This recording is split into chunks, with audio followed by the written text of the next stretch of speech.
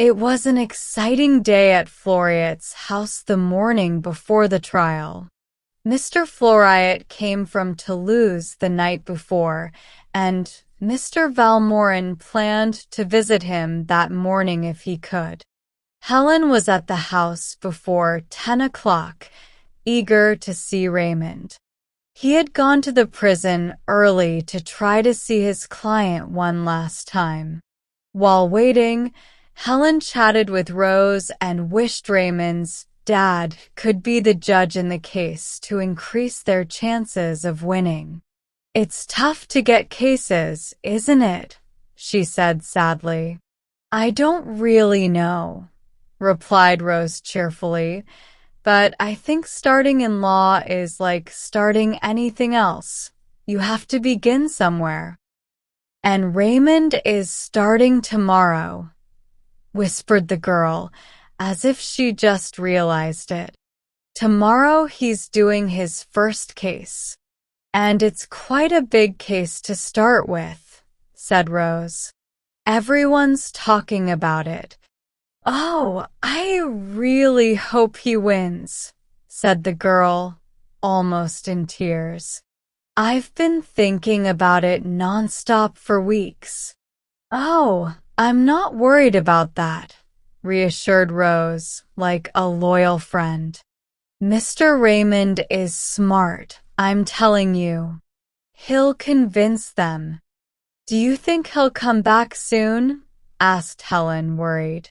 "It depends," smiled Rose. "Does he know you're here?" I don't think so, no," Helen said quickly, looking out the window. "I just told him that my dad might visit Mr. Floriat this morning at 11, and I might come to meet him." "Rose, why are you laughing?" "Oh, nothing much." "Please don't tease me," she pleaded. "Well, I was laughing," chuckled Rose, "because you rushed here so early at 9:30 to meet your dad, who won't be here until 11. Helen blushed. "You probably think I'm silly, don't you?" "Oh, no," Rose said with a serious smile. "I'm happy to see that you and Raymond love each other." Helen's face lit up with happiness. "Really? Does that make you happy?" she asked softly. "Yes, very," nodded Rose. And then Helen kissed her cheek. "I helped raise that young man, you know," she said, putting her arm around Helen. "And I feel like he's a bit mine too. I'm really glad he chose well." "He's going to talk to his dad about it this morning," said Helen nervously. Rose smiled. "I don't think his dad will be surprised." Helen looked surprised. "You don't think Mr. Floriat knows?" she gasped. "That you and Raymond love each other?" "Oh, definitely not," laughed Rose. "He'd have to be blind not to see it. Everyone in the neighborhood knows." Helen gasped and covered her face with her hands. "The baker asked me yesterday about the wedding," continued Rose mischievously. "And the butcher asked the day before. Even the grocer asked a few days ago, and—" She seemed ready to go on forever when a cheerful voice interrupted. "There you are." And Maitre Raymond Floriat walked in. "Yes, there she is. Quite a surprise. Didn't expect to see her, did you?" They heard Rose laughing as she left the room. Helen managed to regain some dignity as she gave him her hands and looked into his happy eyes. "You didn't expect to see me so early, did you?" she asked. "No, not at all," he laughed. "Maybe that's why I came early too. But seriously, are you surprised to see me here?" He leaned down and gave her a gentle kiss on the lips. "No, I'm not surprised," he said seriously. "I like to think you're as eager to see me as I am to see you. It feels like weeks since I last saw you." "Only 12 hours," she laughed happily. 12 years. Have you thought about me since then?" He responded in a way that people have been doing for thousands of years. "Did you dream about me?" "Not at all," he shook his head and smiled. She pretended to be offended. "Real life with you is better than any dream, my love," he said tenderly. This sweet talk was followed by a few minutes of silence, as is proper in such situations. Helen gently moved away. "Have you been working hard?" she asked. "Yes, I got up at 5 this morning to finish my work. I'm all set now." "And the trial is tomorrow," she said softly. "Tomorrow's the big day," nodded Raymond. "And I'll be there to hear you." "Of course. But I'll have to find a spot where I can't see you. If I catch a glimpse of you, I might forget what I'm saying, and imagine if I started stuttering and stammering with you there. I'd be mortified." He shivered with a genuine fear. "And you've decided to talk to your dad today?" she asked quietly after a moment of silence. "Yes, I'll talk to him as soon as he gets here," said her boyfriend, trying to sound brave, though he was nervous. "Well, be careful not to get nervous and mess up," she smiled. Rose peeked in the door for a moment. "Mr. President is here," she whispered and disappeared. "All right, get ready," whispered Helen eagerly as they heard the father's footsteps in the hallway. She was trying not to laugh as her nervous boyfriend quickly moved out of sight from the door. So when Mr. Florriet came and kissed her, he didn't notice his son at first. "Good morning, my dear," he said with a gentle smile. Raymond stepped forward and cleared his throat. "You could say, 'Good morning, my children, Dad,'" he suggested uncertainly. "If you want," was the smiling reply. And holding each of their hands, he said, "Good morning, my two dear children." Helen hurried to his desk and came back with a big bunch of roses in a tall vase. "I brought you these flowers this morning, sir," she said, looking at him shyly.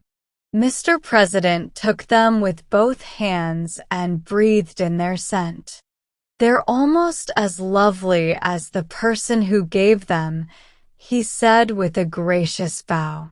"Oh, Mr. Florriet," she protested with a blush and a smile. Then, as he turned to put the bouquet on his desk, she whispered to Raymond, "I think you should talk to him now." "I agree," he whispered back. "My dad said he'd come see you around 11, Mr. Florriet," she said as he turned to them again. "I'll be happy to see him." "I'll go get him, if that's okay," she said eagerly. Mr. President smiled. "I'll try not to be too upset," he reassured her. The three of them walked slowly out into the garden. Mr. Florriet found a seat in a small shelter while the young couple moved toward the gate. He pretended to be very interested in the morning paper, but watched them secretly. Instead of going out, Helen stopped behind a big bush where she couldn't be seen, and Raymond came back nervously. He stopped about 10 feet from his dad, opened his mouth twice, but couldn't speak. His father didn't seem to notice him at all. He took another timid step, and then, as the paper rustled, he quickly went back toward the bush where Helen was hiding. Helen came out, shaking with silent laughter, and waved him back with firm gestures. He tried again, but panicked at the last moment. Finally, he approached within earshot and asked nervously, "Is Mr. President very busy?" "Very busy," his father replied without looking up from the paper. Raymond winced a little, then looked up at the sky and muttered sadly, "What a bother." Mr. President looked up in surprise. "Did you want to talk to me?" he asked politely. "Yes, and very seriously." His father stood up with a laugh and put away his newspaper. "For how long?" he joked with a mischievous smile. "Not very long," Raymond assured him quickly. "At least, I don't think it'll take long to say. Try saying it in 4 words. I love Helene Valmorin," he blurted out desperately. Mr. President stepped back, looking surprised, but his eyes were laughing. "Do you?" he exclaimed. Raymond looked at him doubtfully for a moment, and then understood everything. Did you know?" he asked sheepishly. His father burst into laughter. "You must think I'm clueless." Raymond decided to be direct. "And I want to marry her," he continued. Mr. President nodded. "I can understand that," he smiled. "Well, may God bless you both and make you happy. Is that all you wanted to say?" "Yes, that's it," Raymond said with a deep sigh of relief. Mr. Floriat looked into his son's eyes, so similar to his late wife's, and all the love and longing he had ever felt for both mother and son shone in his own eyes. He put a hand affectionately on Raymond's shoulder. "My boy," he said seriously and gently, "you're a good man, and you've been the greatest joy of my life. I think Helene is a good match for you. Love her, my boy. Love her always, no matter what. Be her friend, her guide, her support, as well as her husband. Above all, try to understand her. Women can be complicated, but don't forget to include your wife in your life. Share all your joys and sorrows with her. You might have tough times and feel bitter sometimes. Most men do. But never forget that being a husband is a big responsibility. Always remember, Raymond, that you're responsible for your wife's life, soul, and happiness." Raymond listened seriously, his head bowed. When his father stopped, he looked up with a tender smile. "I don't think it'll be too hard for me, Dad," he said. "Life can be tough sometimes, son," his father said, shaking his head. "Valmorin will be here soon, and I need to talk to him. I have to tell him a secret before I ask for his daughter's hand." "A secret?"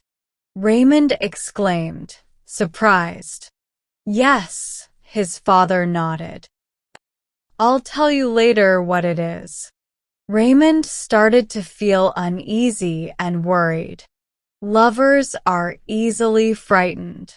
"Your secret won't make him say no, will it?" he stuttered. "No," his father laughed lightly. "I don't think so."